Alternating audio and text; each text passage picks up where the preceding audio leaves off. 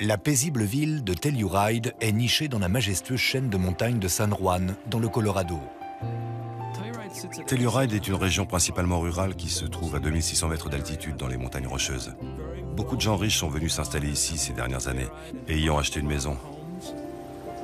L'architecture victorienne et pittoresque de la ville, ainsi que ses excellentes pistes de ski, lui ont valu la réputation d'être le secret le mieux gardé du Colorado. Telluride est très huppé. C'est une petite ville charmante. C'est paisible, le taux de criminalité est très bas. Les gens laissent leurs clés de voiture sur le contact et la nuit, ils ne ferment pas leur maison à clé. Mais le matin du 6 août 1990, la quiétude de la ville vole en éclats après l'appel d'urgence d'une enfant.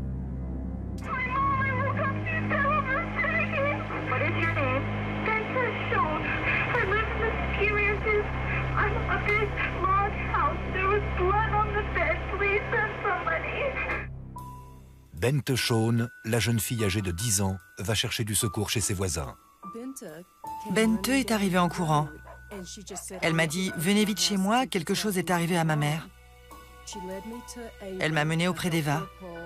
J'ai vérifié son pouls et j'allais tenter de la réanimer. Mais en la touchant, j'ai compris qu'elle était morte depuis un moment. Bill Masters, le shérif du comté de San Miguel, se précipite sur les lieux. À mon arrivée, j'ai gravi l'escalier. Elle gisait sur les marches. On voyait une blessure par balle à la poitrine. C'était clairement un homicide. D'après les enfants, rien d'inhabituel ne s'est produit la veille. Leur père, Sam, est en voyage d'affaires. Leur mère, Eva, a enfermé les 6 chiens dans la buanderie avant d'aller se coucher. La nuit venue, ni Bente ni son frère Esben n'ont entendu d'aboiement ou de bruit suspect. Les enquêteurs fouillent la maison à la recherche d'indices. Il n'y avait pas eu d'effraction. Tout était à sa place. Bien que la maison regorge d'objets précieux, rien ne semble avoir été volé. Une des choses que j'ai remarquées, c'est qu'il y avait un bijou de très grande valeur suspendu au-dessus du lit où dormait Eva. Et il n'avait pas été volé. En entrant dans la chambre, la première chose que j'ai vue au pied du lit, c'est une cartouche de calibre 25 provenant d'une arme de poing semi-automatique. Et sur les draps de la victime, un indice déroutant. Il y avait une tache de sang sur les draps, et au milieu de cette tache, il manquait un morceau de tissu qu'on avait déchiré ou découpé. Les enquêteurs fouillent la maison de fond en comble, mais le bout de drap manquant reste introuvable. Les enquêteurs de la police ont relevé toutes les empreintes. Ils ont analysé les cheveux et les fibres, ils ont pris des photos de toute la scène. Mais aucune empreinte suspecte n'a été trouvée. Il n'y avait pas d'empreinte. On n'a trouvé aucune preuve matérielle. En général, lorsque j'enquête sur un crime, les auteurs ont laissé des traces derrière eux. Mais dans cette affaire, on n'avait pas beaucoup d'indices. La première chose que le technicien m'a dite, c'est que celui ou ceux qui avaient commis ce meurtre l'avaient soigneusement planifié. Un meurtre à Telluride?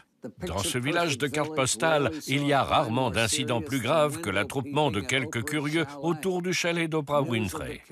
L'annonce du crime traverse la ville comme une avalanche. On n'a pas l'habitude des meurtres à Telluride. C'était vraiment étrange qu'une telle chose se produise dans un petit coin de paradis. On a commencé par interroger les voisins. Notre but était de trouver un témoin, quelqu'un qui détenait la moindre information qui aurait pu nous être utile. La police retrouve Sam Shawn à Phoenix. Le mari d'Eva, effondré, ne peut imaginer pourquoi quelqu'un voudrait du mal à sa femme.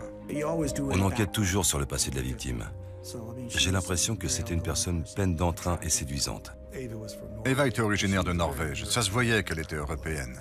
Sam et elle avaient beaucoup de choses en commun. Ils adoraient les activités de plein air.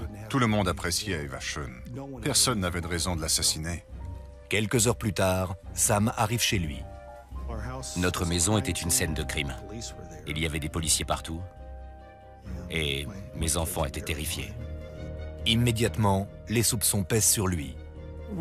Lorsqu'une femme se fait assassiner pendant que son mari est en voyage, il apparaît forcément comme le suspect principal. Mais Sam a un alibi solide. En lui parlant plus longuement, les enquêteurs découvrent des faits importants concernant sa famille.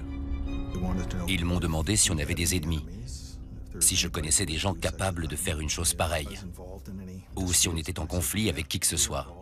Et j'ai dit oui, car on avait entamé des poursuites contre l'entreprise familiale dans une bataille acharnée.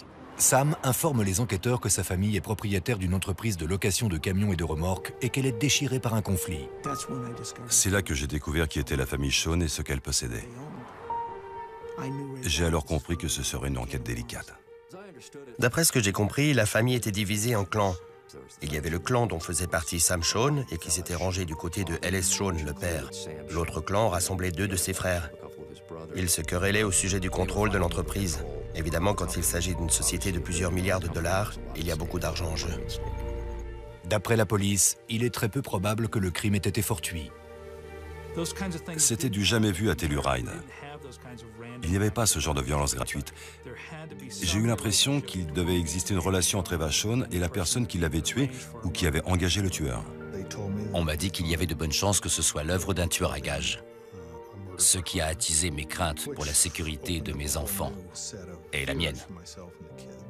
Je me suis demandé quel était l'objectif, qui ils avaient eu l'intention de tuer et s'ils allaient revenir. A hitman may have been contracted to kill a Telluride woman because of a family dispute. That's what the police are saying now. Eva Berg Shawn was found dead on Monday at the family home. Shawn's husband is involved in a family fight over the parent company of the truck rental company U-Haul. Quelques jours plus tard, l'autopsie d'Eva ne montre aucun signe de lutte ou d'agression sexuelle. Mais elle révèle un élément qui ne fait qu'épaissir le mystère. On a découvert 2 traces d'injection de chaque côté de la poitrine. Ces traces montrent qu'on lui a fait 2 piqûres dans le but de lui injecter quelque chose. Les traces d'injection ont été décrites comme étant bilatérales et peu profondes. Le médecin légiste a prélevé des échantillons afin de déceler la présence de drogue qu'on lui aurait injectée, mais sans résultat. Les enquêteurs sont perplexes, mais tandis qu'ils poursuivent leur recherche d'indices, L.S. Shawn, le beau-père de la victime et fondateur milliardaire de l'entreprise familiale, leur fait une déclaration troublante. L.S. Shawn était persuadé qu'un membre de sa famille et du conseil d'administration de la société était impliqué directement ou indirectement dans le meurtre. Il s'est montré très direct. Il a affirmé que les responsables du meurtre étaient ses 2 fils qui contrôlaient désormais la société. Not without a slug of reasons and evidence as far as that goes, that either of my sons, Joe or Mark, are responsible for it, either directly or indirectly. Le shérif Masters et son collègue Kim Pound se rendent à Phoenix à la recherche d'un lien possible avec l'entreprise de location. À leur arrivée au siège social de la société, 2 édifices jumeaux de 11 étages appelés Les Tours, on les conduit au dernier étage où se trouve le bureau de Joe Shawn, le PDG. Mark Shawn, frère cadet et bras droit de Joe, est également présent. Avant même le début de l'interrogatoire, Joe entre dans une colère terrible, criant que Bill Masters et Kim Pound ne s'intéressent pas réellement à sa version des faits. On a obtenu un rendez-vous avec lui, mais ça s'est mal passé. Dès le début de l'interrogatoire, j'ai su que ça ne mènerait nulle part. Mark s'est montré plutôt froid. Quand je lui ai demandé « Pourquoi croyez-vous que quelqu'un voudrait tuer Eva ?», il a répondu « J'en sais rien. Ça arrive ce genre de conneries. » Joe interdit aux enquêteurs d'interroger les employés de l'entreprise et demande à ses agents de sécurité de les reconduire à la sortie. Ce n'est certainement pas la réponse à laquelle il s'attendait. Quand on est sur la défensive comme ça, c'est souvent qu'on est coupable de quelque chose de répréhensible.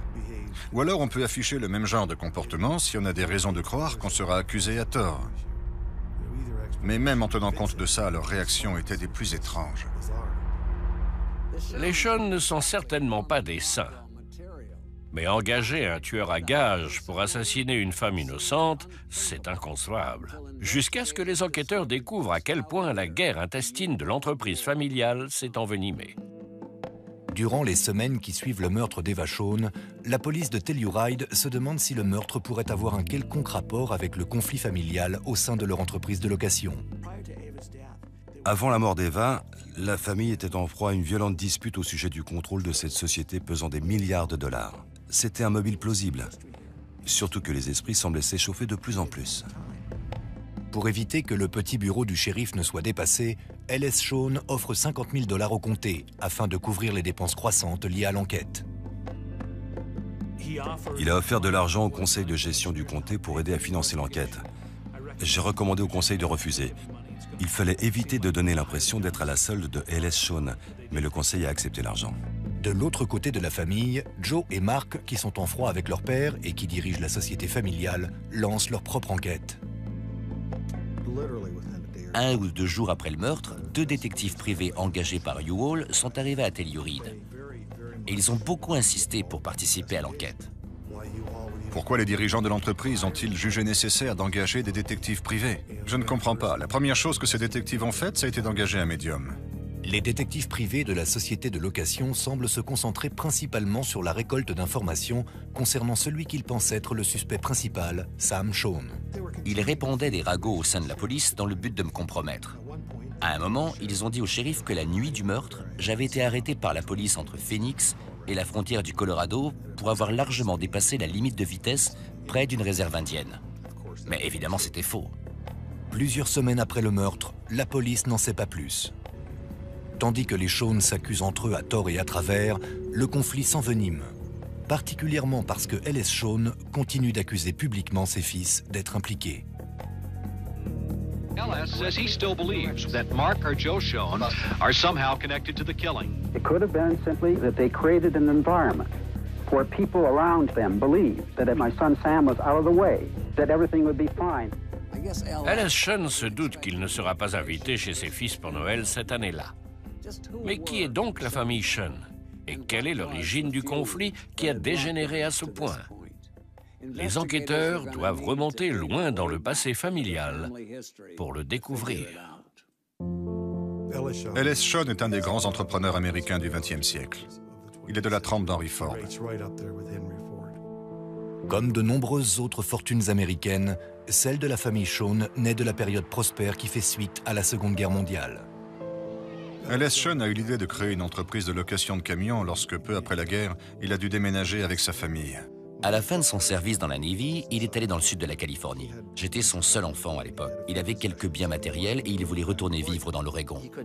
Il n'avait pas les moyens d'engager une compagnie de transport, ce qui était l'unique option à l'époque. D'habitude, les gens vendaient leurs biens, chargeaient le reste dans leur voiture et rachetaient tout une fois sur place. Lui ne voulait pas faire ça.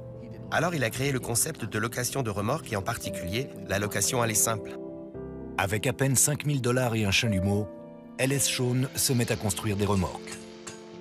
Il faisait le tour des stations-service pour que les gérants l'autorisent à garer ses remorques dans leur parking. L'idée remporte un succès instantané. Un des employés de longue date de l'entreprise m'a dit qu'il avait toujours pensé que les États-Unis modernes reposaient sur le réseau national d'autoroutes. Les hôtels bon marché, les fast-food et le concept de U-Haul. Il estimait que c'était grâce à ces 4 éléments que l'essor des États-Unis avait eu lieu. Pendant ce temps, la famille de Ellis Shawn s'agrandit aussi vite que sa société. Sa femme, Anna-Marie, et lui ont 6 enfants en 11 ans. Mais son bonheur familial est de courte durée. En 1957, Anna-Marie meurt d'une insuffisance cardiaque. Je crois pouvoir imaginer à quel point ça a affecté mon père, parce que je sais combien la mort de ma propre femme m'a bouleversé. Et sa situation était beaucoup plus difficile que la mienne. Il avait 6 enfants. Le plus jeune n'était qu'un bébé, et moi, l'aîné, j'avais 12 ans. Il devait se charger de l'éducation et des soins qu'exigent des enfants dans ce type de situation, en plus de diriger une entreprise qui devenait énorme et complexe à gérer. Je crois qu'il ne s'en est jamais vraiment remis. Si elle n'était pas morte, les choses se seraient passées autrement. Il a géré ça de manière rationnelle, comme il faisait pour tout. Il s'est dit qu'en s'organisant, il saurait prendre soin de ses enfants. Environ 2 ans après la mort de ma mère, il s'est remarié avec une femme appelée Suzanne Guilbeault.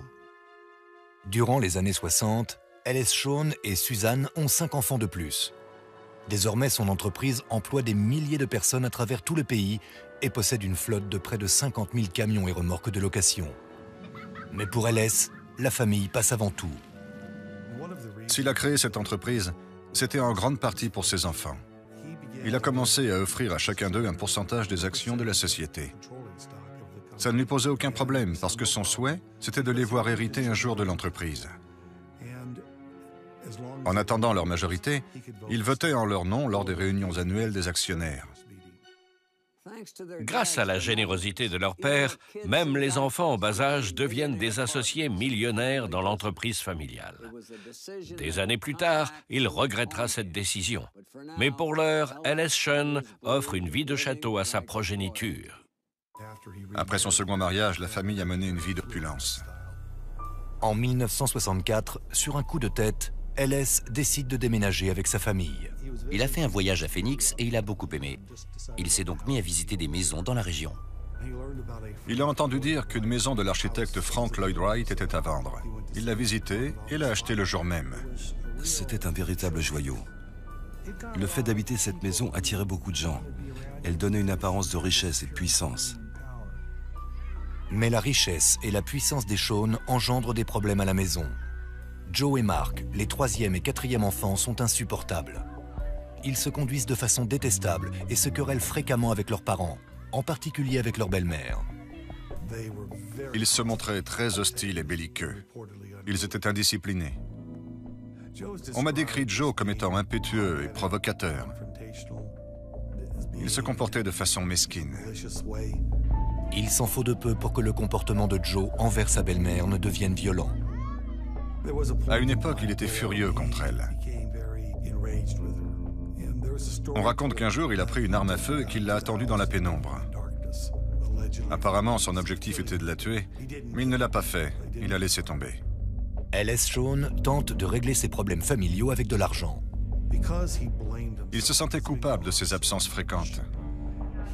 Alors, il se montrait indulgent et il couvrait ses enfants des avantages de son immense fortune. Même adolescents, ils avaient déjà une carte de crédit et une voiture au nom de la société. Ils touchaient un salaire, sans même travailler. Alors que ses enfants grandissent, L.S. Shawn suppose qu'ils vont travailler au sein de l'entreprise familiale. Mais les deux aînés, Sam et Mike, ont d'autres projets en tête. Sam étudie la médecine et commence son internat. Mike fait du droit et ouvre un petit cabinet. Ils n'ont jamais manifesté le désir de diriger l'entreprise. Ils voulaient mener des carrières différentes. Joe était le troisième fils, et dès son plus jeune âge, il se voyait comme l'héritier de son père et comme celui qui allait reprendre les commandes. Après un master en gestion à Harvard, Joe travaille à temps plein dans l'entreprise de son père. Mais L.S. Shawn n'est pas satisfait. Suite à ces observations, L.S. Shawn en est venu à croire que Joe n'avait pas le caractère qu'il fallait pour diriger l'entreprise. Ce n'est pas qu'il manquait d'intelligence, c'est tout simplement qu'il n'avait ni la personnalité, ni la discipline nécessaire. Joe le savait et je crois que ça l'a beaucoup déçu. Quand la société est au bord du gouffre lors de la crise du pétrole des années 70, L.S. se tourne vers ses fils aînés et demande leur aide. L.S. voulait que Sam délaisse sa carrière médicale pour un temps, afin de diriger U-Haul à titre de fils aîné. Lorsque mon père nous a pratiquement supplié, mon frère Mike et moi, de lui venir en aide, ça a entravé les projets de Joe. Du coup, il n'était plus le seul dirigeant, et ça l'a énormément contrarié. Joe est furieux. Lui, détenteur d'un master en gestion de Harvard, se faisant doubler par un type qui n'a aucune expérience en affaires. La guerre ne fait que commencer. Mais la question que se posent les enquêteurs est la suivante. Qui va faire les frais des balles perdues? Les policiers qui enquêtent sur le meurtre d'Eva Shawn découvrent que la rivalité profonde entre Sam, son mari, et Joe, son beau-frère, remonte aux années 70. Malgré le fait que leur père dirige toujours sa société d'une main de fer, Sam et Joe Shawn s'engagent dans une âpre lutte pour la position de second. Certaines des interactions que j'avais avec mon frère Joe me semblaient incompréhensibles. On était très différents. Il n'était jamais clair dans ce qu'il me disait. Lorsqu'on rentrait à la maison le soir, il me disait que la société était au bord de la faillite, que la situation était terrible. Personnellement, j'avais fait des études de médecine, pas de commerce. Alors je lui demandais de m'expliquer plus en détail, mais il refusait. Il disait juste que c'était la faillite assurée. Mais lorsque Sam rencontre le directeur financier de la société, il découvre que les affirmations de son frère sont fausses. Avec le recul, j'ai compris qu'il voulait semer le doute quant à l'aptitude de mon père à diriger la société. La rancœur de Joe envers son père empoisonne l'ambiance dans l'entreprise. Je crois que la lutte pour le contrôle a divisé la famille. Ce lieu de travail unique et à l'atmosphère dynamique était devenu le cauchemar de tout employé, vu les circonstances. La nature vindicative et imprévisible des frères Sean finit par rendre impossible le travail des employés. Personne ne sait quand la guerre va éclater. Lorsque Joe était en colère contre quelqu'un, il le virait. Les employés lui obéissaient, à moins qu'un cadre plus haut placé vienne à leur rescousse. Il y avait des désaccords entre les frères. Ils avaient chacun leur position. L'un d'eux tentait de diriger la société dans un sens, alors que l'autre prenait la direction opposée. Un jour, au bureau, ils en sont même venus au point. Les enquêteurs qui se penchent sur cette période de l'histoire de l'entreprise familiale comprennent qu'on ne peut pas exclure le recours à la violence extrême au sein de la famille Sean. On recevait toutes sortes d'informations. Les gens nous parlaient de drogue et d'armes à feu. Il nous était impossible de vérifier toutes ces allégations. Beaucoup de gens qui étaient proches de la société de location pensaient qu'il existait une culture de la violence entre Joe et Mark. Ils étaient prêts à faire usage de méthodes d'intimidation peu orthodoxes ou même de violence physique, si ça leur permettait d'atteindre leur but.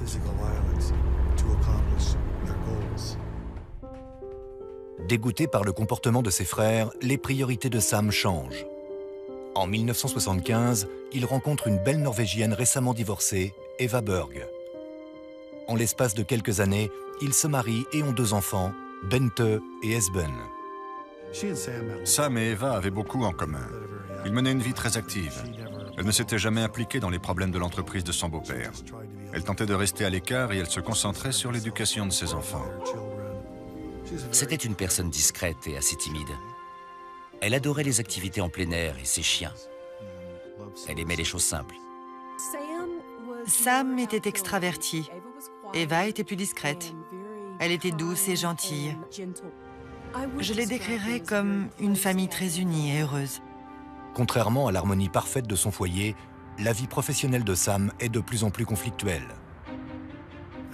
À l'approche de la réunion du conseil d'administration de 1986, les rancœurs que nourrissaient certains enfants envers leur père s'étaient intensifiées. Même si LS ne détient que 2% des actions privées de la société et que ses enfants possèdent la majorité des parts, il vote en leur nom et prend ainsi toutes les décisions. Mais ce que LS ignore, c'est que Joe fait secrètement campagne auprès de ses frères et sœurs pour lui dérober le contrôle. Son argument, c'était que leur père se faisait vieux, que la société allait le tuer et qu'il fallait l'aider. J'ai compris ce qui se passait quand mes frères Joe et Mark sont venus me voir dans mon bureau, avant la réunion annuelle des actionnaires. Ils m'ont dit qu'ils avaient assez de voix pour élire un nouveau conseil d'administration et qu'ils avaient une liste de revendications. Lors de cette fameuse réunion le 8 novembre 1986, tout se passe selon la volonté de Joe. LS Sean, le fondateur de l'entreprise, est démis de ses fonctions de président par son propre fils. Joe a insisté pour que notre père quitte la société. Puis la famille m'a mandaté en tant que PDG et Joe en tant que président du conseil d'administration. Tout devait bien se passer. Mais en fait, ça n'a pas marché. Joe voulait être à la tête de l'entreprise, pas du conseil d'administration. Et il voulait m'évincer. L'intimidation était monnaie courante. On était confronté à des personnages assez menaçants.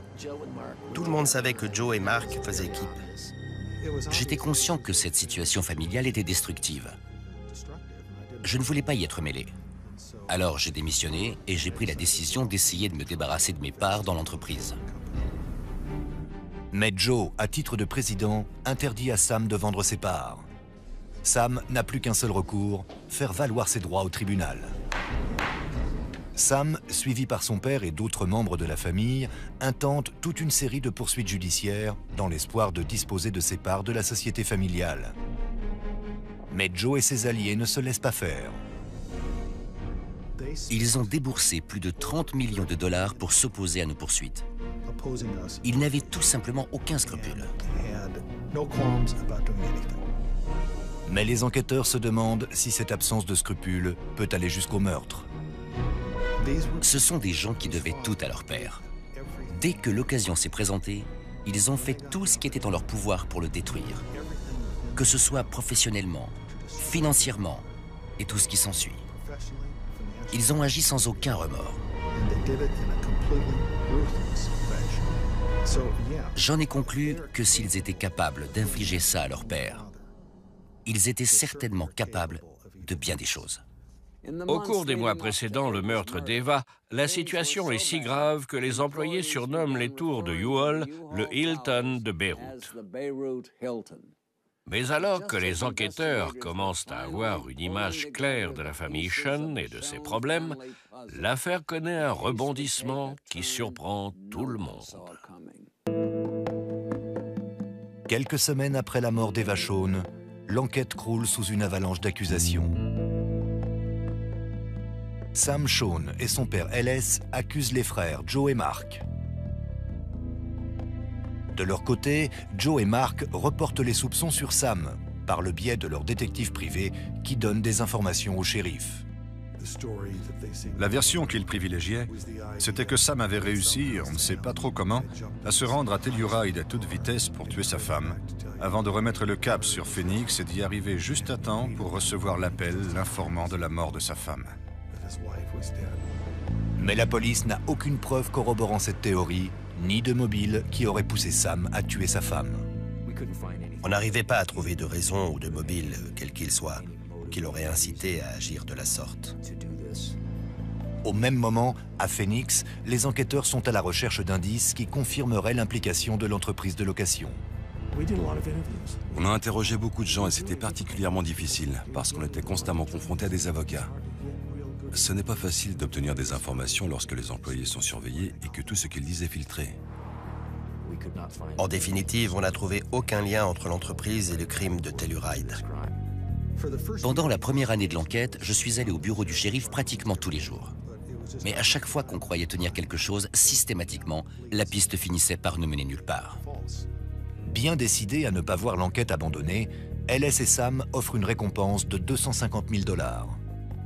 Effectivement, ça peut apporter des pistes, mais ça peut aussi rameuter tout un tas de mythomanes. On a été submergés.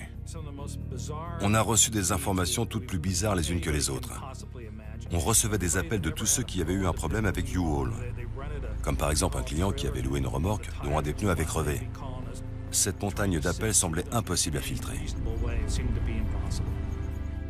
Une personne affirme avoir aperçu un des frères Sean remettre de l'argent à un individu louche à l'arrière d'un bar miteux. D'autres racontent que Mark Sean utilise son entreprise comme couverture pour se livrer à un trafic de drogue. Bien entendu, toutes ces affirmations sont fausses. C'était très difficile et extrêmement frustrant. Tous les jours, je devais nous remotiver, mes troupes et moi, pour persévérer et tenter de résoudre cette affaire. On avait vraiment du mal à garder espoir. Les mois passent et l'affaire est au point mort. Une émission de télévision diffuse alors un reportage concernant le meurtre d'Eva Shawn. Le lendemain, le shérif Masters reçoit une information capitale en provenance du Nouveau-Mexique. Un homme appelé Kelly Lemons a téléphoné en affirmant que son beau-frère lui avait avoué être l'auteur du meurtre en question. Un enquêteur et moi-même avons été envoyés à Farmington, au Nouveau-Mexique, pour interroger Kelly Lemons. Après tous les cinglés qu'on avait interviewés, il m'a semblé très crédible.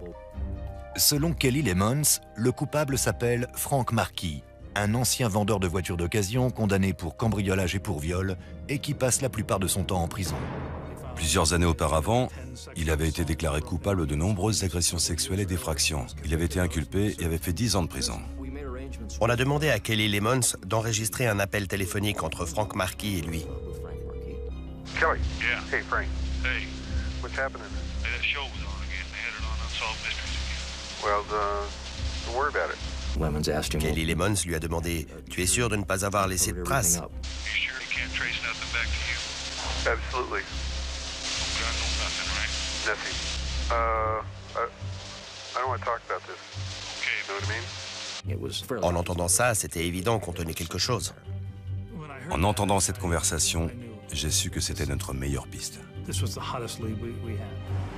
Mike Westcott découvre qu'à l'époque du meurtre, Frank Marquis travaillait dans un atelier de carrosserie.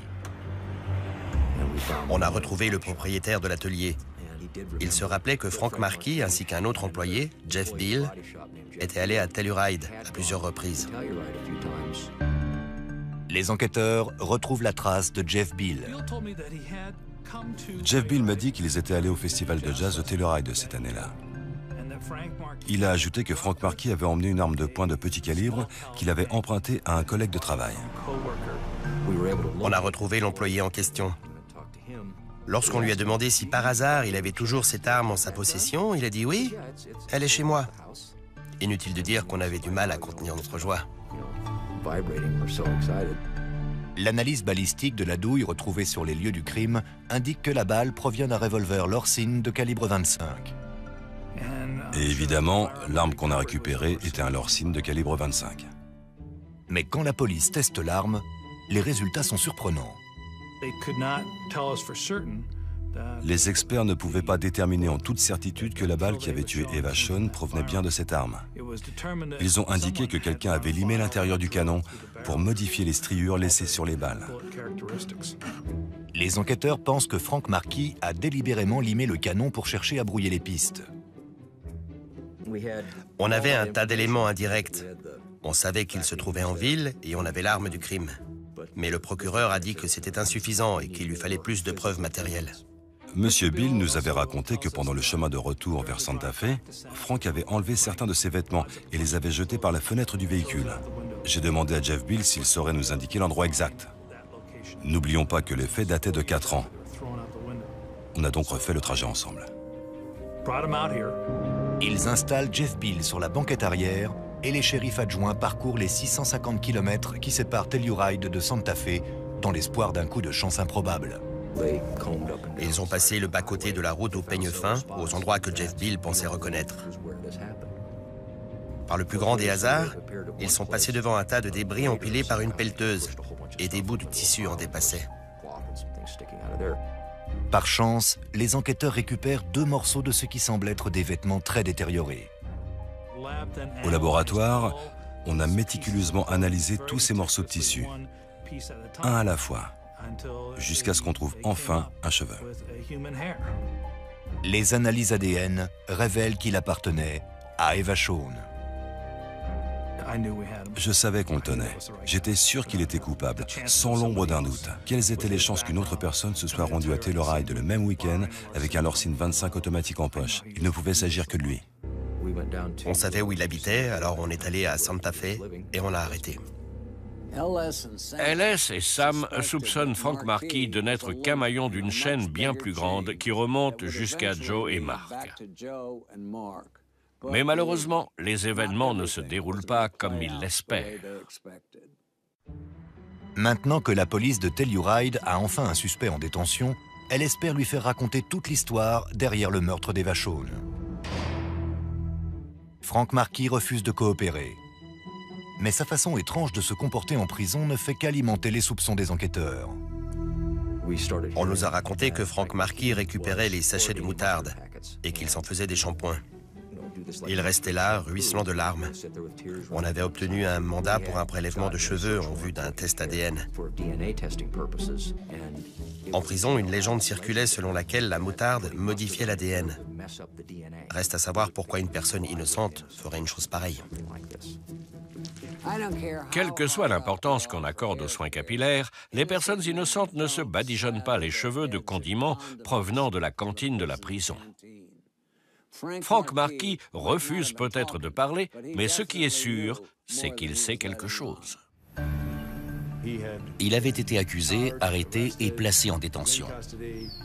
On tentait de lui soutirer des informations qui nous auraient permis de déterminer si d'autres personnes étaient impliquées et s'il n'était qu'un des rouages du complot. Après plus d'1 an d'emprisonnement, Frank Marquis accepte enfin de parler. Mais ce qu'il a à dire prend la police au dépourvu. I want you to really put yourself back in that time of 1990. Il a tout avoué. Il a affirmé que Jeff Bill et lui s'étaient rendus à Telluride dans le but de cambrioler la maison d'un trafiquant de drogue et de voler son stock et son argent. Il avait demandé à Jeff Bill de le conduire à Ski Ranch.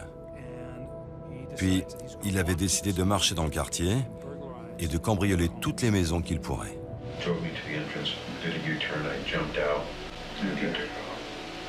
Il a énuméré les endroits qu'il avait cambriolés.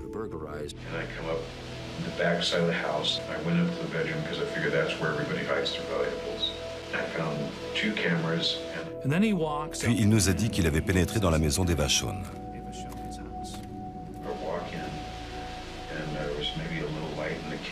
I go towards the bedroom to see if anybody's in there. As I'm listening, I'm not hearing anything. So I slowly open the door.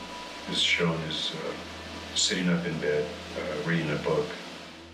Il a dit qu'elle avait bondi hors du lit et qu'elle s'était jetée sur lui. And she was turning away, and I pushed her with this hand as she was turning back, and the gun went off.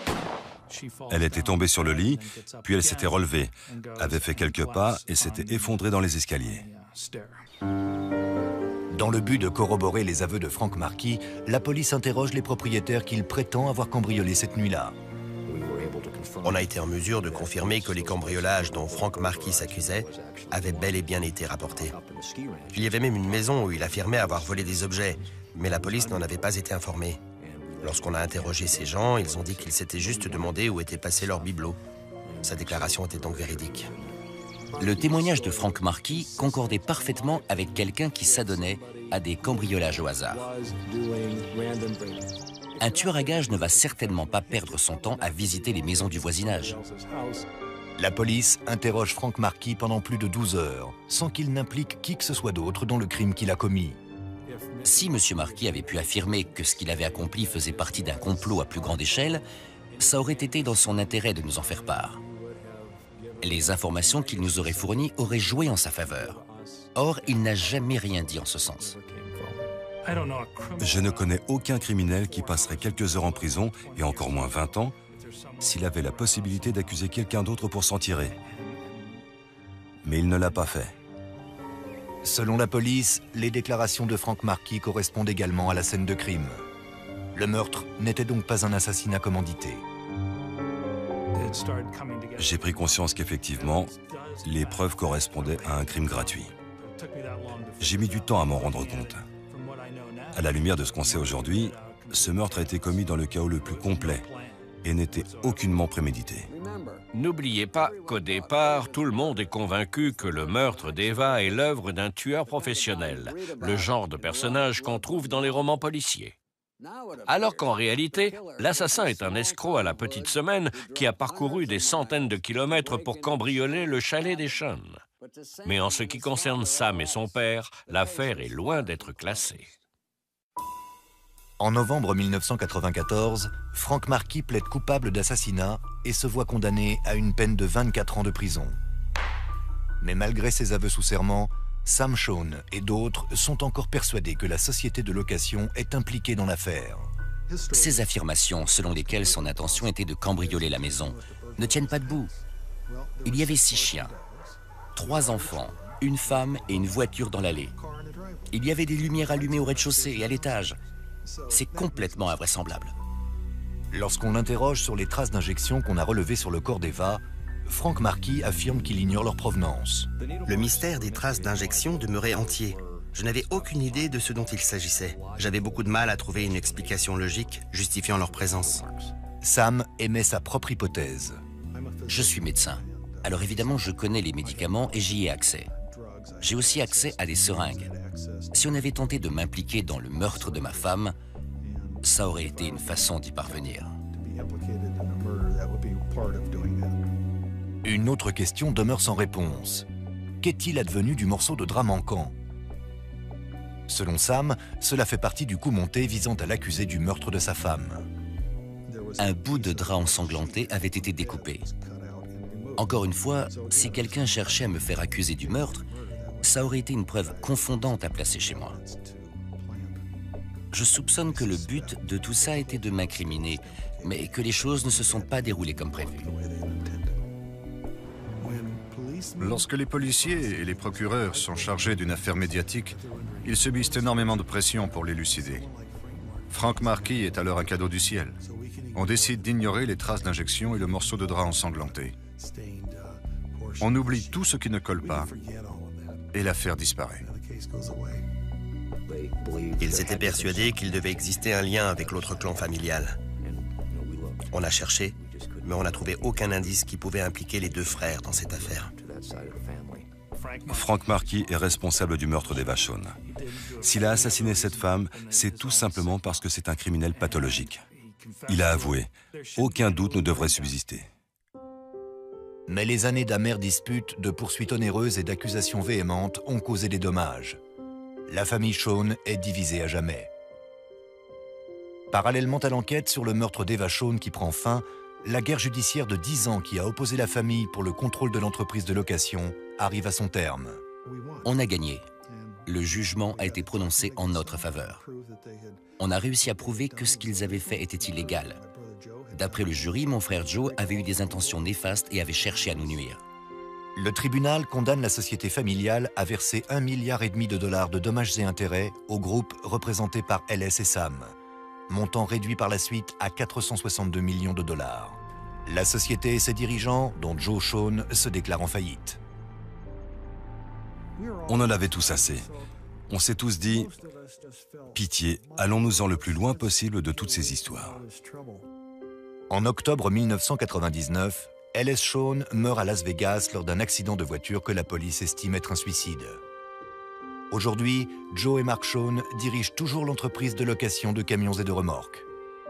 Joe occupe le poste de PDG, et ce depuis qu'il a retiré à son père le contrôle de la société en 1986. Ma conclusion en ce qui concerne la famille et son histoire, c'est que l'identité du tueur n'avait plus d'importance. Les soupçons existaient depuis trop longtemps. Ils étaient si bien enracinés que même si le coupable n'avait jamais eu de rapport avec les Shawn, comme il s'est avéré, la famille était déjà détruite. Certes, je dois avouer que j'ai changé. J'imagine que la leçon que j'en ai tirée, c'est d'accepter le fait de ne plus être le même et qu'il faut savoir tourner la page. Sam Shawn a quitté Telluride. Il s'est remarié et a refait sa vie. Mais aujourd'hui,